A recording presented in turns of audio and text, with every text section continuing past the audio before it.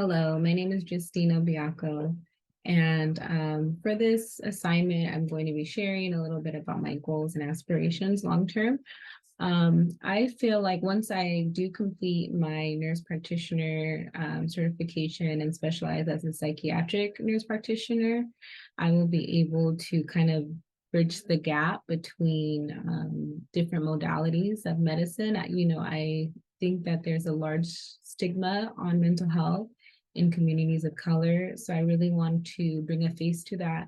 And that stems from my own upbringings, my own mental health journey, with my own personal life, and also just the cultures that I've grown up in. So I really want to kind of change this notion of, okay, psychiatric health is just something that's for some people and not for everyone, or that people don't have a mental health, because I do think that it's a serious component of everyone's being and existence. And I don't even think that, patients can comply or adhere to, a healthy diet or a healthy lifestyle if their mental health isn't well and if they don't feel balanced or supported. And so that's really my big why. And so I'm very new to the clinical field. So I do have some time to achieve this, but by the end, I'm aspiring to get this license. And I'm praying that, California will have more full practice autonomy. And we've discussed how it will, the first graduating cohort with the 104 license in 3 years' time. But anywho, I just want to be able to hold a space where, yes, we address, kind of like the psychiatric health on a biochemical level, but then also in some holistic ways and some alternative practices, because I would say, even in my own experience, my mental health got better with medication, but also coping skills, also talk therapy, also different tool sets that I learned, through seeking them. So I really want to be able to hold space and kind of create like this woman center where it provides that support, that for like kind of like the whole being, and really looking at the mind, body, and spirit, and just opening space for people to come and to be able to access it in an affordable way, that they don't feel like, oh, I can't afford to, take the time to do this because I have all these other priorities. Because I really want to kind of highlight the change, um, or the connection in how if you don't take care of your mind, it's hard to take care of anything else, to be able to show up and be like present in your life in these roles and in these various capacities that you choose to be for yourself and for your loved ones. So I do see myself as opening my own practice and be basically kind of like mixing the modalities. And I do know, though, with this whole new legislation in California, it's tricky as far as being able to get that tier and kind of prove my credentials. I think I'm coming in at a time, I won't be done with my MSN until 2026, and that'll probably be the first cohort anyway. So I'm kind of coming in, I suppose, at a decent time, because I'm kind of watching it all unfold.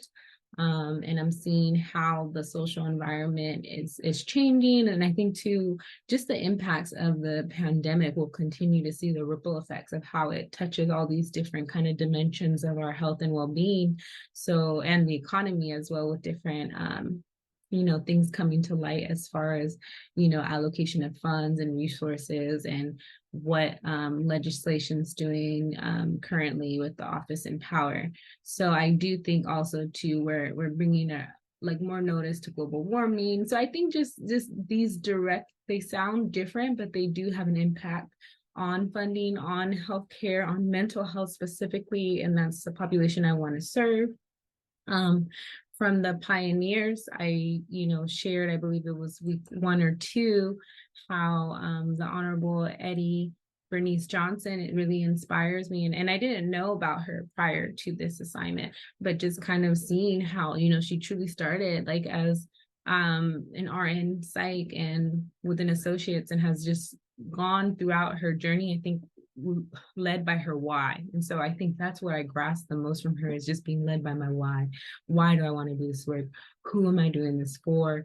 And kind of what impact I want to leave. I think she did an amazing, and she continues, she is in like legislative office in Texas, and she's had her own journey as far as like the South and advocating for minority rights and women's rights, and even in the army, you know, and in the military. I don't see myself ever going that route though into the military personally, because I just really don't believe in war for myself personally, or I don't think that I would go that route, but I do see that there's a need. You know, I think everybody can benefit from support and getting resources and tool sets to empower them to keep going in life. So I am truly inspired with just kind of how her journey started off as a psychiatric nurse, and she moved up internally in the hospital and then went on to, you know, support local governments on minority health and women's issues. I really love that. I love how she, you know, later on kind of rose to the occasion from being an advisory role to like the Jimmy Carter presidency to then later, you know, running for office and kind of being a first Black woman congresswoman and pioneering, you know, for people like myself to come along, you know, after her and draw inspiration and strength from her and the work she's done. And, you know, I would love to have a conversation with her and have tea. Like, did you know you're going to do all this? I don't know if she knew, but reading her story, it looks like it really was just kind of something in the stars. And that, you know, I think unfolded as she grounded herself in her why. So that's truly what I aspire to do.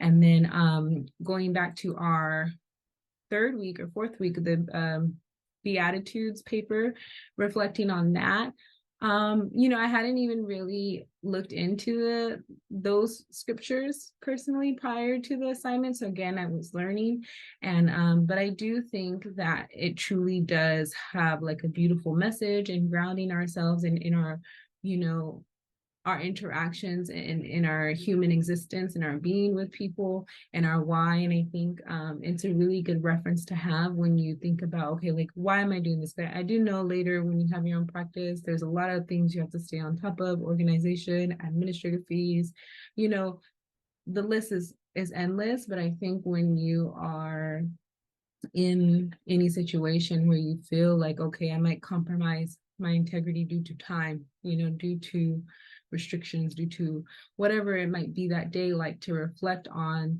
that reference in the Bible, I think it's a really great way to be able to remember that we all need each other.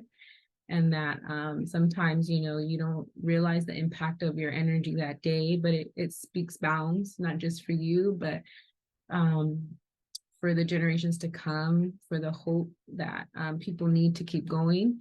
So I think that's a beautiful reference to have, and something that I was glad that I discovered through this assignment and learned more about and really got a closer look at, because I feel like it goes back to the why. You know, why do you want to help? And then if you truly believe in your faith and, you know, the promises that were made for you, then it's kind of like you see that even when the physical experience might not mirror that, there's like a higher power, and there's like a divine energy that's guiding you, and that's kind of like reminding you along the way there's a bigger purpose, you know, and you might not see it now. It's kind of like a ripple effect, or one of those things you look back many years driving down the highway and you see it in your rear view and you can see those connecting pieces. So I really do appreciate that assignment. And so yeah, that's a little bit about my goals. I would love to start my own practice and then connect it into like a global nonprofit in my parents' villages. My mother's from Culiacan, Sinaloa, Mexico, and my father is from Imo State, Nigeria. So I would love to somehow be able to generate funds here and connect it to some kind of work there, kind of like sister sites, if you will, where we're able to do that same service. But I would want it to be like we're going in there and just training local people to do it for themselves rather than us trying to save anyone. I'm not trying to save anyone. I just want to be able to like provide footing or support and a foundation for other women of color to also uplift themselves. So that's my vision. That's my hopes, my dreams, my aspirations. Thank you.